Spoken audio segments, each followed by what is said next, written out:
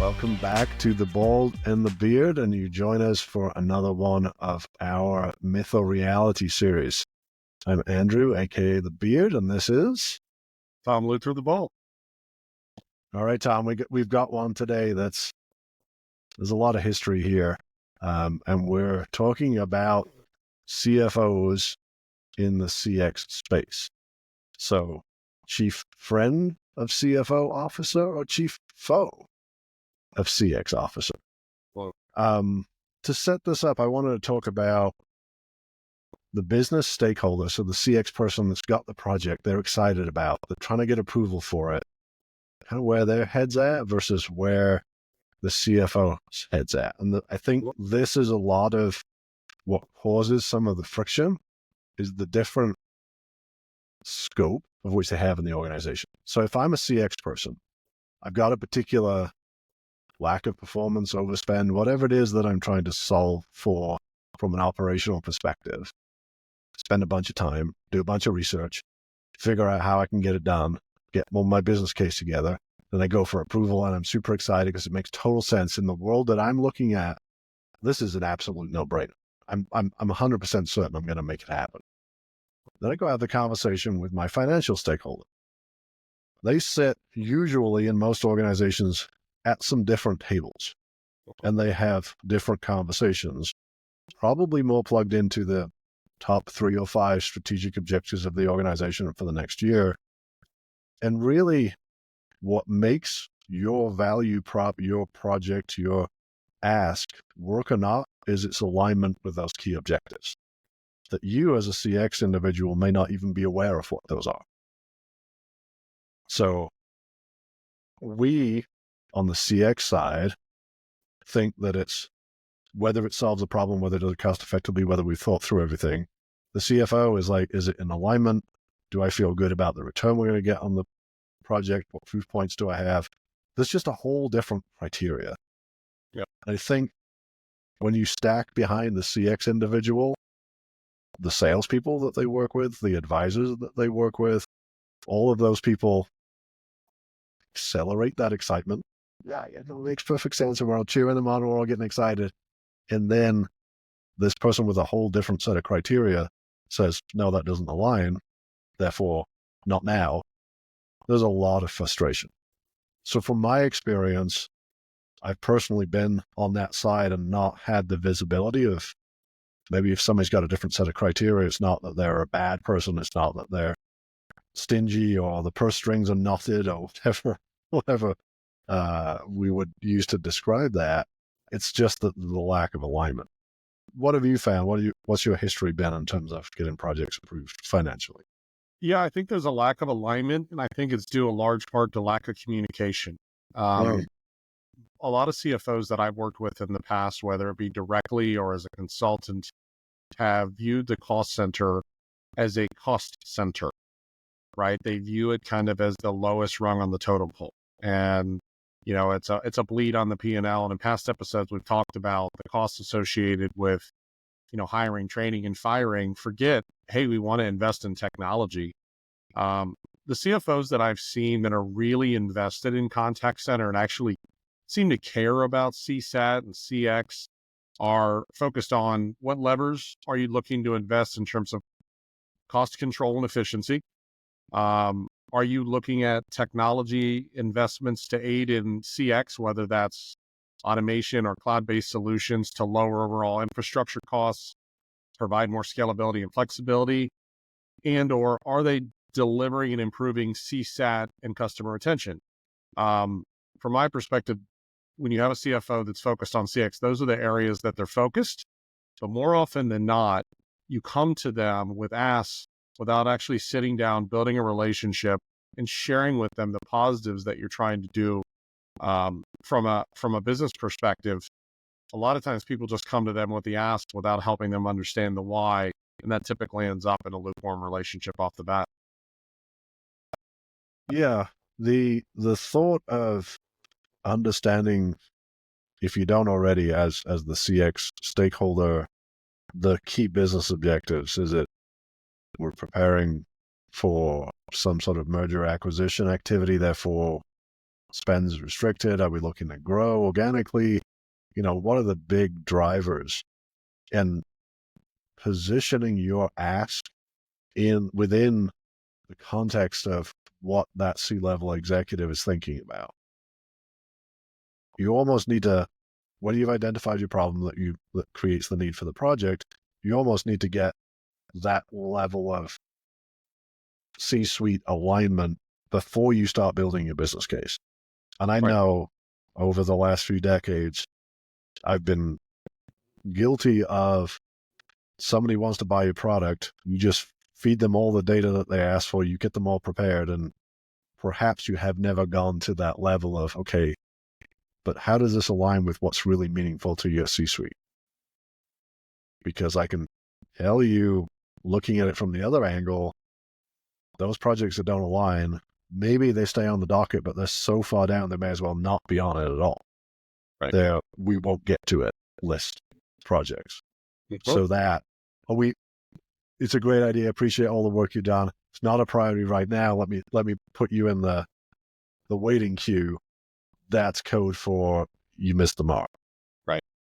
So having done all of that work, that's super frustrating. It's frustrating for the internal person. It's frustrating for the fact that the problems that it was going to solve still exist.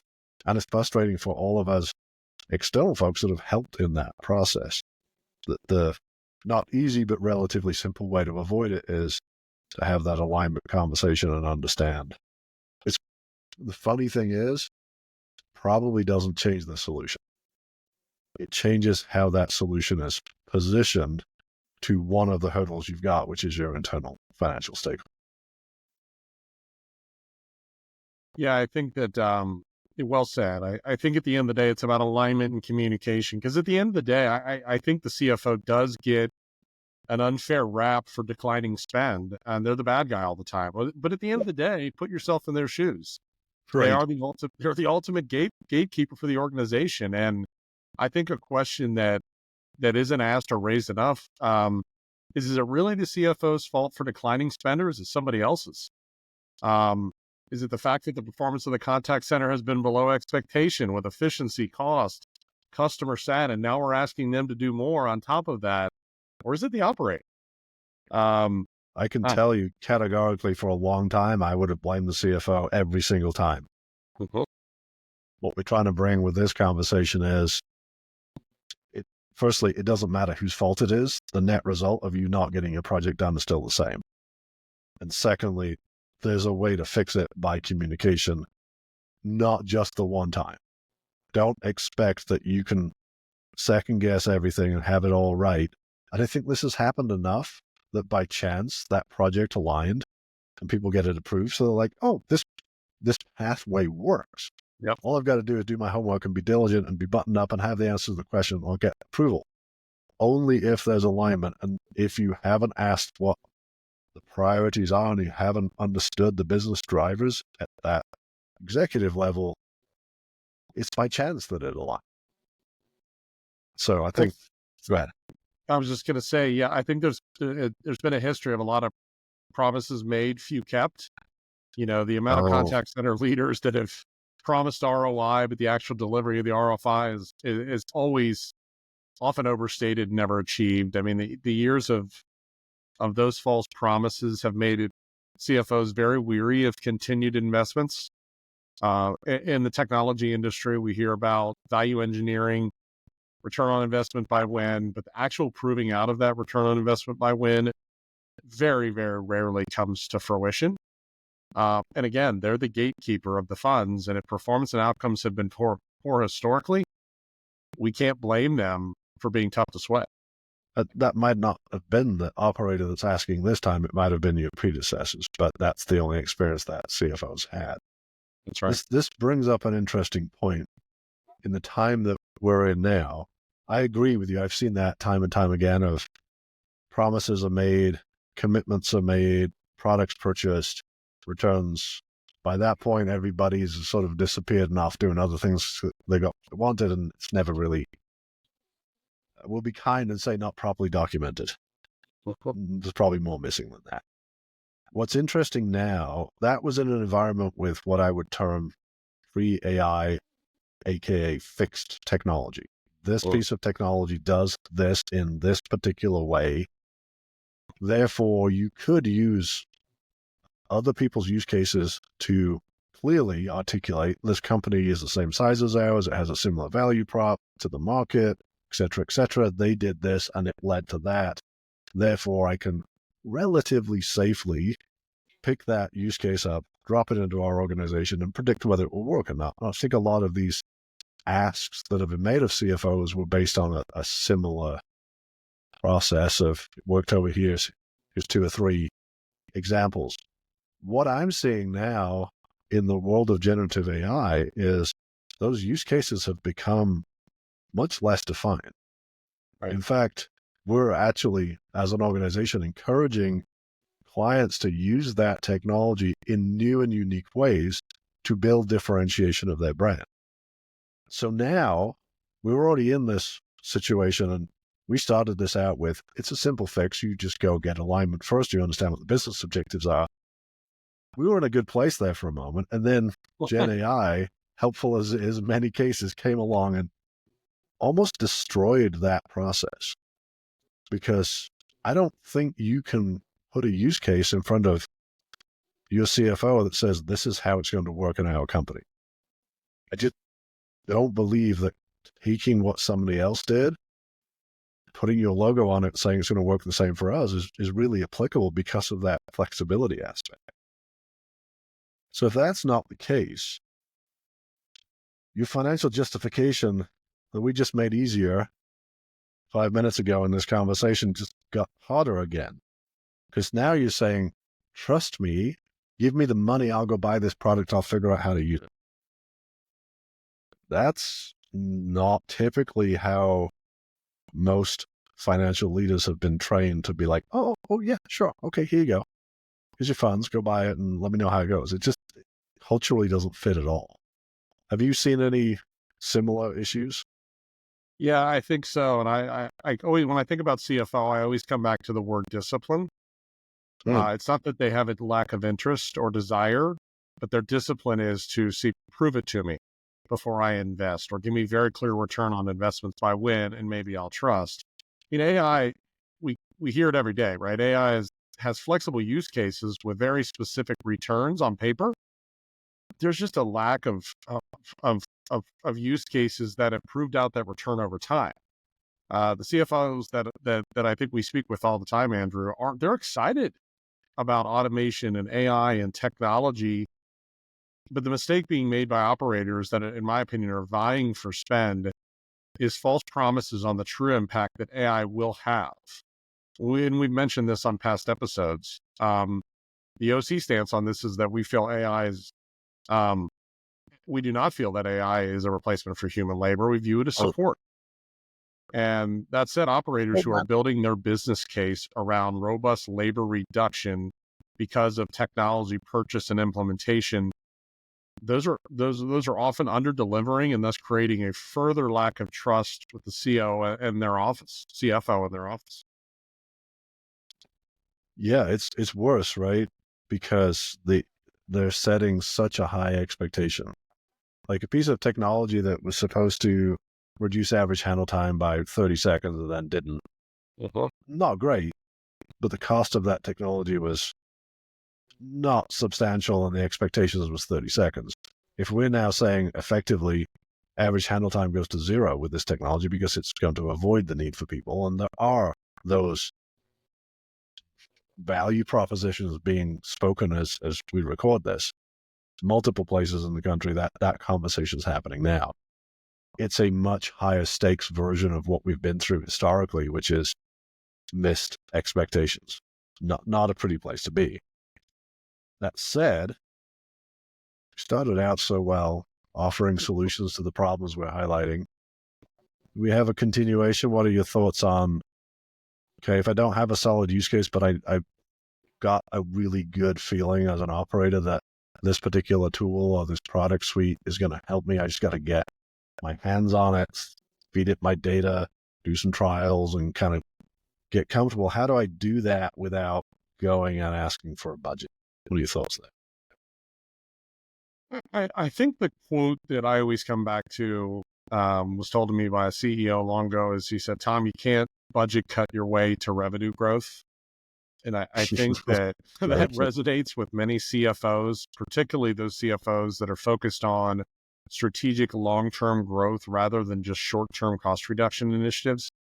Um, my opinion is that most CFOs believe that reducing costs can improve bottom line, but slashing budgets can degrade the quality of services, and poor service then drives customers away, leading to lost revenue.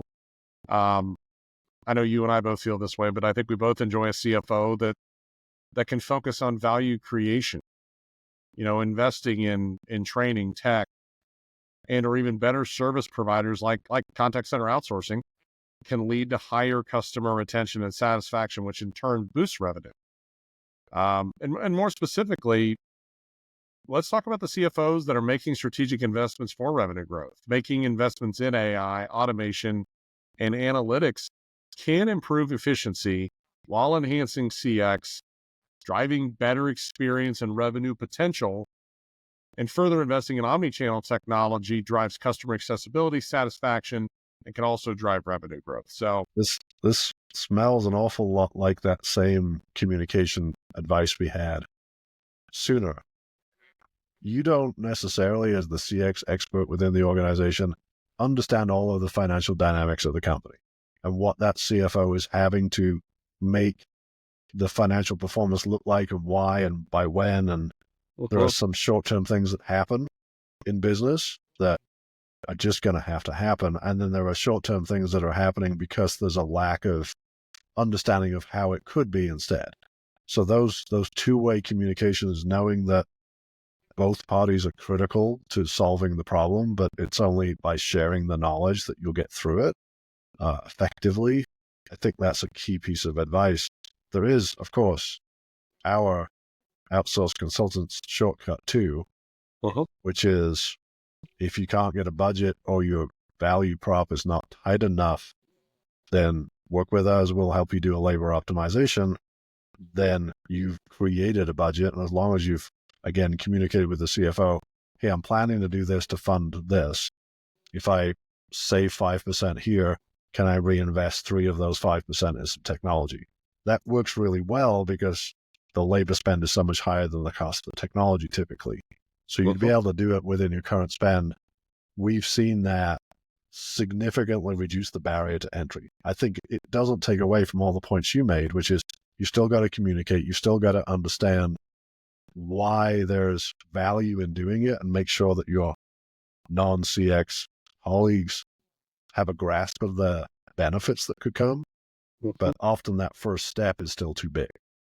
So using a budget creation strategy on top of that. So communicate, find your own budget. We can help with that. Those are some solid strategies to get started. Excellent. Any other thoughts on that? No, I think you nailed it. I think labor optimization to create a budget to use on digital transformation is a very simple but very powerful formula that I can't see anyone in the organization saying no to. So you're telling me you're proactively trying to fix problems, create a budget, and help us reinvest that into future revenue growth and or CX. I mean, honestly, the COO, the CFO, the CEO, and the board are going to look and say, that is a really complete leader that's thinking truly holistically about great and creative ways to improve our organization in many ways. Yeah. And there seems to be this thought among, at least I used to think this way, there was almost like a CFO likes to say no. I don't think they do. I don't think that's a good day in CFO land of looking at somebody's put a ton of work in and going, it's just not aligned with what we're trying to do. I'm going to have to, and that's why you get yes, but not now answers rather than no, you missed the mark, is because they feel bad. So I almost wonder as this goes out, obviously we're talking to CX leaders and we're trying to help you to navigate through the challenges of getting stuff approved in the current climate. But also if we happen to land on a CFO's desk maybe suggesting a path like this back and saying, hey, it doesn't work in the traditional manner, but here's a creative idea. Take a look at that. Maybe it's right for you. Maybe you can use that as inspiration to figure out what is right, and take that strategy of redeploy what you're spending today in a more effective manner to buy your way into that growth and that flexibility and that increased budget. Because to your point, while you can't budget cut your way to growth, you can create a budget, increase efficiencies, increase results, and then use that to increase revenues, which does lead to an increased budget. So the cycle that you can get into by being an operator and passively waiting to be told what your budget is can be reversed by being proactive. All right. Well, that was all I had to cover. Any closing comments before I say something snarky to end us? Always good for that. I would just say that, again, just to reiterate, my personal opinion is that the CFO would likely argue that while cost and management is important, it's the key focus of their job. Sustainable revenue growth in contact centers comes from strategic investment. It's hard, in my opinion, to view the CFO other than anything but an ally and a friend of CX. Now, that's certainly not probably the popular opinion because they're viewed as the gatekeeper. But Right. if you have a plan to drive efficiency, customer sat, and enhance the experience of the customer, I found that CFOs that you have open and honest alignment with can be nothing but your best friend. So our encouragement is get out, have alignment conversations with the COO and the CFO about where the priorities lie, and then build your business case around that so you've done your homework and not wasted your time. And I think if you find that you do your homework, the CFO will come through for you and help you, I think is the message I want to convey today. Yeah. Normally we rate them, but I think we've already thrown this out that it's not a chief foe officer to CX. If it's not your chief friend officer, that's because you missed something that you could have done. Hopefully we've provided some thoughts on what those things could be. If not, you can always reach out to Tom or I and we can talk through a particular situation, but there has to be an alliance. They have to be a friend, at least at the level of shared business objectives and understanding what those are. That's right. So my snarky comment then to end us was, I had no idea how desperately I needed a haircut until I got on this video and looked at you. Every time your hair's immaculate, Tom. And look at, Yeah, fresh shave here, looking good. You're making me look scraggly. But hey, I don't have enough time. I wouldn't have enough time in my life day to day if I had hair. I don't know what I would do. So I'm actually blessed that I don't have any more anymore, I guess. well, I appreciate the time, Tom, as always. Hopefully, to those of you watching, this was some useful content. Obviously, a topic that has some contention around it, but usually where there's friction, solving that friction will lead to quicker results for everybody. So let us know if we can help.